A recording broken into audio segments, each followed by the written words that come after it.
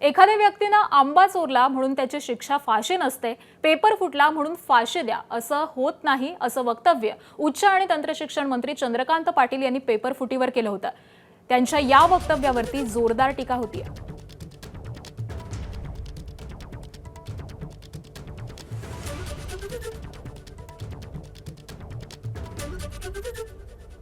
एखादा पेपर फुटल्यानंतर म्हणजे एखाद्याने एक आंबा चोरला म्हणून त्याची शिक्षा फाशी नसते ना।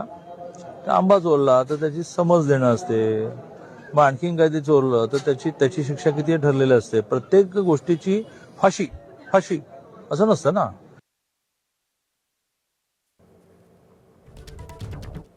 दरम्यान काँग्रेस प्रदेश अध्यक्ष हर्षवर्धन सपकाळ यांनी मंत्री चंद्रकांत पाटील यांच्यावरती सडकून टीका केली आहे।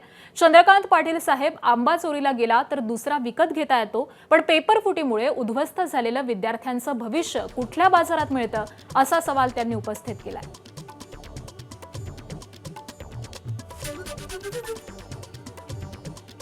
तर हर्षवर्धन सपकाळांनी म्हटलेलं आहे, चंद्रकांत पाटील साहेब, आंबा चोरीला गेला तर दुसरा विकत घेता येतो, पण पेपर फुटीमुळे उद्ध्वस्त झालेलं विद्यार्थ्यांचं भविष्य कुठल्या बाजारात मिळतं?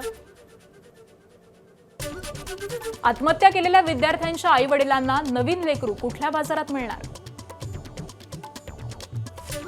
152 पेपर फुटी, कोट्यवधी विद्यार्थी त्रस्त झाले आहेत। आणि तरीही हा विषय तुम्हाला आंबा चोरी एवढा किरकोळ वाटतो? विद्यार्थ्यांच्या भविष्याची अशी थट्टा करणाऱ्या व्यक्तीकडे राज्याचं उच्च आणि तंत्र शिक्षण मंत्रालय असणं हीच महाराष्ट्राची सर्वात मोठी शोकांतिका आहे।